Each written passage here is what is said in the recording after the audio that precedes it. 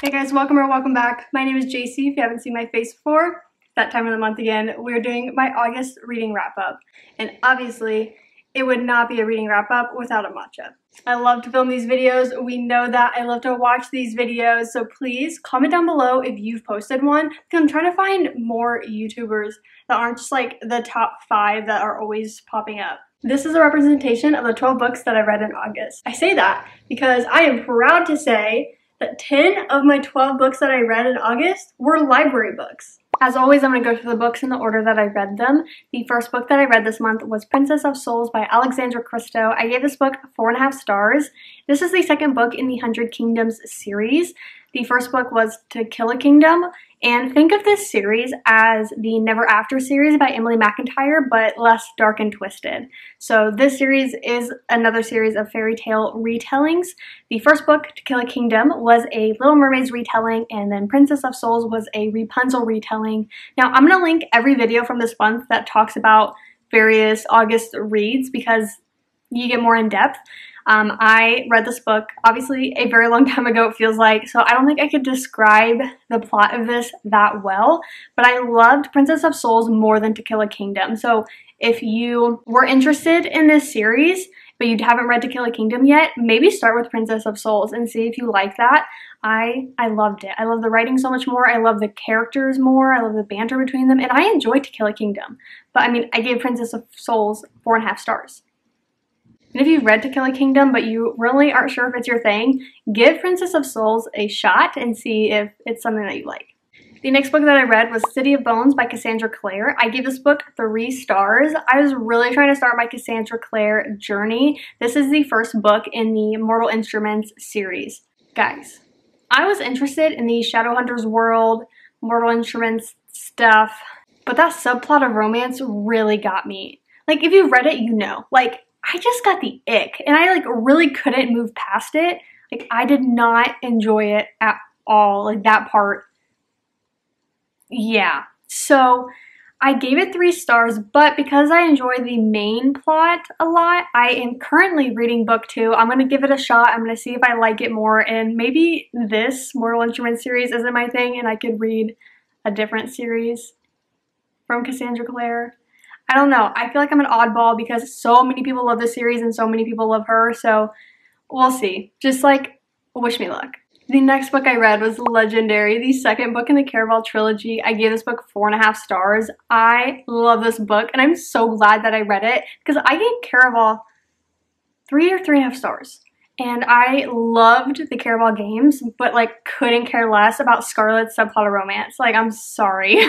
And so I was a little nervous, but after reading Caraval, I read Once Upon a Broken Heart, and then it was advised you read the whole trilogy of Caraval before going. So, point is, I switched back and forth, and so I went back to Legendary, and I am so glad that I did. I love Donatella, like the other sister, so much. I loved being back into the Caraval games and just following Donatella and her kind of subplot of romance. Y'all, I loved that book. I could not stop thinking about it, and I read that like in a day. I feel like I'd have to go back and check, but I mean, I just know that I loved it so much and I did not want to put it down.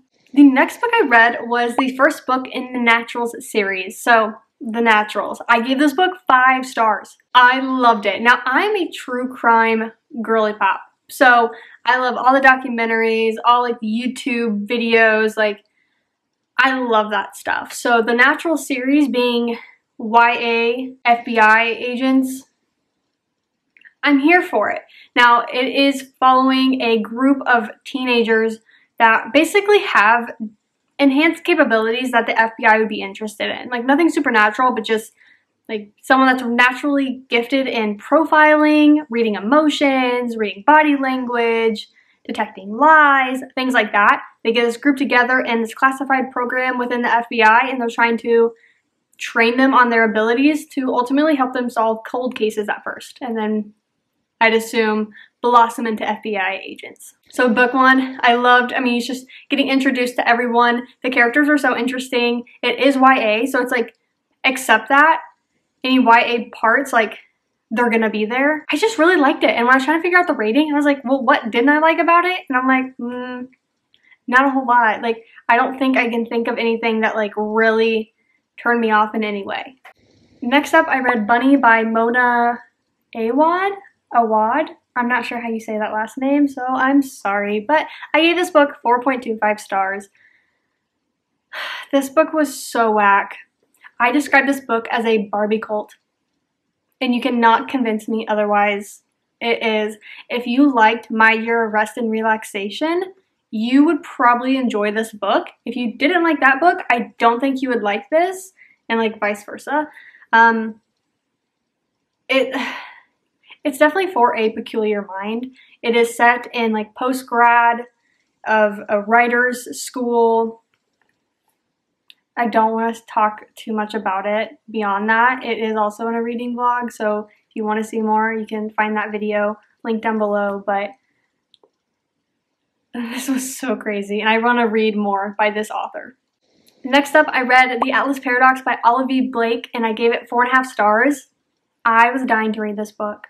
The only problem was it's taking me forever because I have the Atlas 6 in a UK paperback, and it's just like small and cute and petite, and all the versions I was finding of the Atlas Paradox were like the giant hardbacks. So I was like, can't do that. So I was waiting, but eventually I just got it from my library, and I'll buy another copy later. So this is the second book in the Atlas 6 series? Trilogy?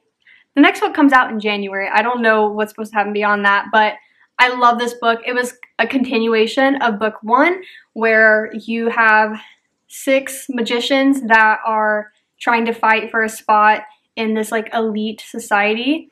And I say magicians, like don't think of like pulling rabbits out of a hat, but like they just have these gifts, whether it's telepathy, whether they can like someone's is like physics based, someone can like project. It's like it's so complex to, I feel like, explain that I obviously am not doing a good job.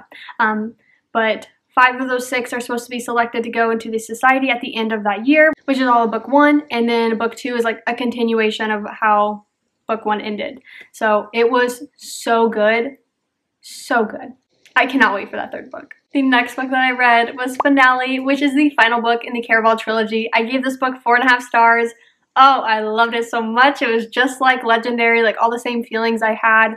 I mean, kind of book 1 is like Scarlett's journey in the Caraval games. Book 2 is Donatella's journey in the Caraval games, like a new Caraval games, not the same timeline as the first book. And then book 3 is like, they both experienced the Caraval games, and they're like, yeah, so we're not going to do that again, for sure. And then they're just like exploring everything that really happened in the first 2 books. So it is so good. I loved those characters so much, so much. Oh, please read that trilogy. Just like, please. The next book I read was the 3rd book in the Thursday Murder Club series. It's called The Bullet That Missed, and I gave it 3.5 stars. So I read book 1 as an audio only, and I expressed that I liked it, but it was so much harder to follow without just like reading along. The premise of the Thursday Murder Club is it's these like old people like in their 70s that get together once a week in the jigsaw room, and they go over cold cases, but each book there's also kind of this present thing attached to that cold case going on. So I like the crime mystery element of this, but I will say even reading along this book, I still struggled to like follow all of the characters and all of the different relationships. It was a lot, but I still got like warm, cozy vibes. It's definitely a cozy mystery vibe. It's not like high stakes or anything. It's not a thriller, but it was still like harder for me to follow. So that's why I got 3.5 stars, but like I do recommend it. Like 3.5 stars is still a pretty good rating. The next book I read was I Know Who You Are by Alice Feeney. I gave this book 4.5 stars. I really, really enjoyed this book. I even gave it 5 stars at first. You'll see why I ended up going back, but like, it's a really good book. But I could definitely see how this book would not be for everyone. Like if you are sensitive to book topics, like look up the trigger warnings involved in this book. But Alice Feeney writes like mystery thriller books, and it had me on the edge of my seat. I did not guess, like I was like on a path with the plot twists going on, but like I never once in all my guesses guessed the complete twist that went on in that book. It was so good. I love Alice Feeney. Like her writing is just so good. It's so fast paced. Like you're interested in it the whole time.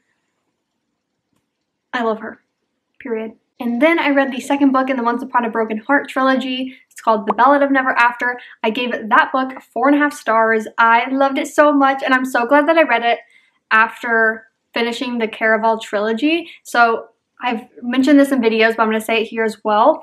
If you want to read the Caraval trilogy and Once Upon a Broken Heart, I really do recommend that you read the Caraval trilogy first, just so you can really just like get attached to those characters, because you do have an overlap with one of the characters, mainly in Legendary and Finale. He may have been mentioned in the first book, but I can't really remember. But he's like a main character in the Once Upon a Broken Heart, and it just like really helps you understand him and already be obsessed with him.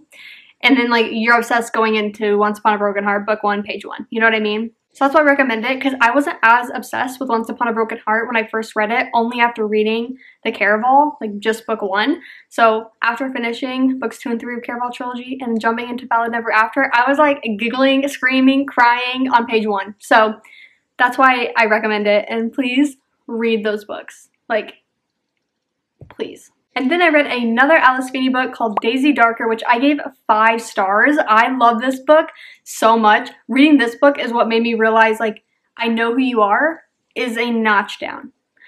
Daisy Darker did it for me. I was just so obsessed the entire way. And, like, it started out a little slower compared to I Know Who You Are, but those first, like, 30 or so pages were well worth it for what you get into the rest of the book.